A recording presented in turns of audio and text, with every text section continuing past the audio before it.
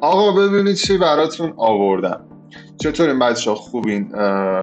امروز در واقع بعد از اینکه خیلی از بچه ها دیدم که دنبال گیف کارت رایگان و این داستانان، بعد میرن یه سری نمیدونم برنامه مخرب و ویروس و این چیزا چرت و پرت از گوگل پیدا میکنن، نصب میکنن، کل سرشون میره.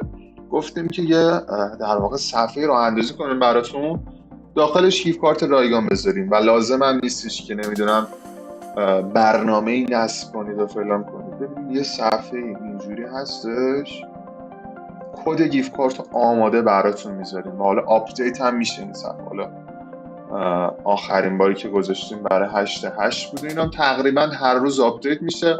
لازم هم نیستش که میگم هیچ کار عجیب غریبی انجام بدید بعد کلا سرتون بره اسکمتون کنن. کدا رو همینجور براتون هر روز میذاریم و فقط کافیه کپی کنید و استفاده. تمام. و حالا آدرس این سفرم من تو کپشن همین ویدیو براتون میذارم. هر سوال دیگه ای هم که داشتید میتونید توی کامنت ها یا حالا راه های ارتباطی که زیر این ویدیو میذارم، آیدی تلگرام یا شماره واتساپ، برام بفرستید و حالا در ارتباط باشید. دمتون گرم، قربون شما، فعلا.